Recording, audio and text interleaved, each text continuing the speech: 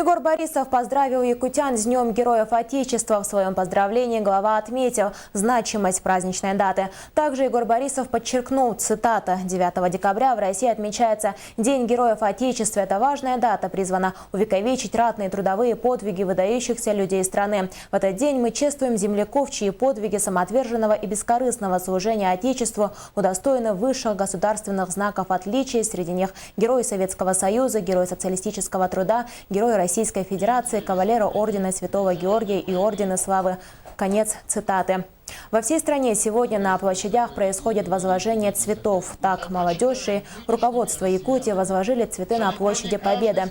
Праздник уходит корнями глубоко в историю. В этот день, в 1769 году, императрица Екатерина II учредила высшую военную награду России – орден Святого Георгия Победоносца.